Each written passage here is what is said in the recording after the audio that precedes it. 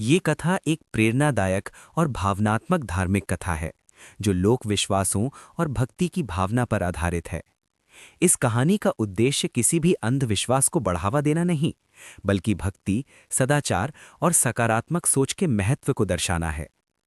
रात बहुत गहरी थी, आसमान में काले बादल छाए हुए थे और हवा तेज चल रही थी। गांव के किनारे एक छोटी सी टूटी-फूटी झोपड़ी में दीपक की हल्की लौ जल रही थी। उस झोपड़ी के अंदर बैठा था रामू, एक गरीब मजदूर। उसके चेहरे पर थकान, चिंता और बेबसी साफ दिखाई दे रही थी। उसके सामने उसकी पत्नी सीता और छोटा बेटा गोपाल बैठे थे। रामू ने पूरे दिन मजदूरी की थी, लेकिन फिर भी घर में खाने के लिए बस थोड़ा सा चावल बचा था। सीता की आंखों में आंसू थे। उसने धीरे से कहा, रामू, कब तक ऐसे चलेगा? बच्चे की दवा भी खत्म हो गई है। रामू चुप रहा। उसके पास कोई जवाब नहीं था। उसने आसमान की तरफ देखा और धीमी आवाज में कहा, हे माँ लक्ष्मी, अगर सच में आप अपने भक्तों की सुनती हैं तो एक बार हमारी भी सुन लीजिए।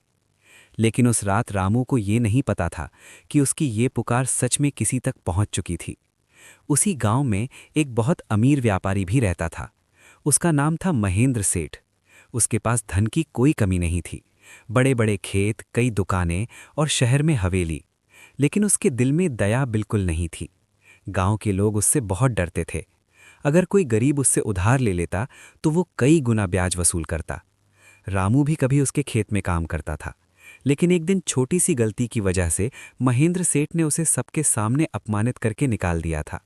तभी से रामू की हालत और खराब हो गई थी। उस रात जब पूरा गांव सो रहा था, रामू की झोपड़ी में एक अजीब सी घटना हुई। अचानक हवा रुक गई। दीपक की लौ अचानक तेज चमकने लगी और झोपड़ी के अंदर एक सुनहरी रोशनी फैलने लगी। सीता डर गई। रामू, ये क्या हो रहा है? रामू भी घबरा गया। लेकिन अगले ही पल उस सुनहरी रोशनी के बीच एक दिव्य आकृति दिखाई देने लगी। सफेद कमल, सुनहरा आभा मंडल और चेहरे पर करुणा से भरी मुस्कान। वो थी माँ लक्ष्मी। रामू और सीता दोनों स्तब्ध रह गए। दोनों तुरंत जमीन पर गिरकर प्रणाम करने लगे।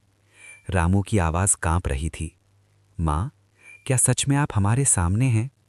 माँ लक्ष्मी ने शांत स्वर में कहा, रामू, मैं हर उस दिल में रहती हूँ जहाँ सच्चाई और भक्ति होती है। रामू की आंखों से आंसू बहने लगे।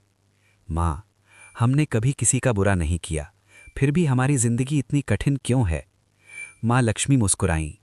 उन्होंने कहा, रामू, परीक्षा हर भक्त की होती है, लेकिन जो सच्चाई और धैर्य नहीं छोड़ता, अंत में वही सच्चा सुख पाता है।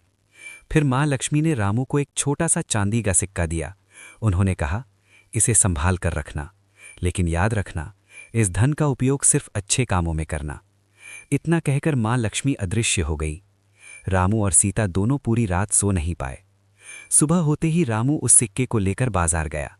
वो उसे बेचकर भर के लिए राशन लाना चाहता था। लेकिन जैसे ही वो बाजार पहुंचा, एक सुनार ने उस सिक्के को देखते ही हैरानी से कहा, यह सिक्का बहुत दुर्लभ है, इसकी कीमत बहुत ज्यादा है। रामू को विश्वास ही नहीं हुआ। उस दिन पहली बार उसके घर में भरपूर खाना बना। कुछ ही दिनों में रामू ने छोटी सी दुकान शुरू कर दी। धीरे धीरे उसकी मेहनत रंग लाने लगी। लेकिन रामू ने कभी माँ लक्ष्मी की बात नहीं भूली। वो हमेशा गरीबों की मदद करता। जिसे भी जरूरत होती, रामू मदद करता। गांव के लोग अब उसे सम्मान से देखने लगे। लेकिन महेंद्र सेठ को ये सब बिल्कुल पसंद नहीं आया। उसे जलन होने लगी। एक दिन उसने रामू को बुलाया। सुनो रामू, तुम्हारे पास अचानक इतना पैसा कहाँ से आ गया? रामू ने सच बता दिया। महेंद्र सेठ हंसने लगा। तो तुम कहना चाहते हो कि माँ लक्ष्मी तुम्हारे घर आई थी? रामू ने शांत स्वर में कहा, हाँ सेठ जी, लेकिन वो सिर्फ सच्चे दिल वालों के पास आती हैं। महेंद्र सेठ को यह बात बहुत बुरी लगी। उसने सोचा, अगर रामू के पास लक्ष्मी आ सकती हैं तो मेरे पास क्यों नहीं?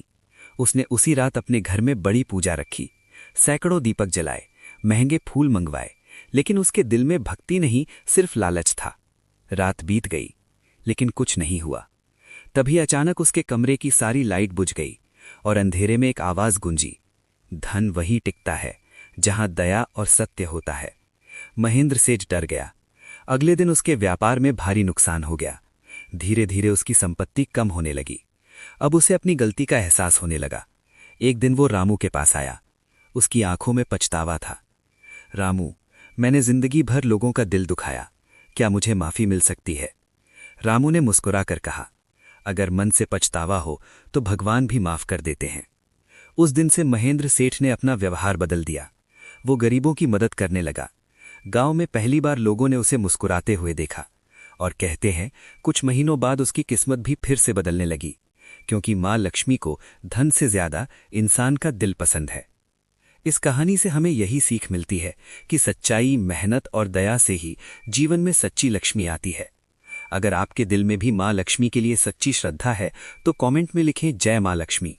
और अगर आप ऐसी ही प्रेरणादायक और चमत्कारी कथाएं सुनना चाहते हैं तो चैनल को सब्सक्राइब जरूर करें।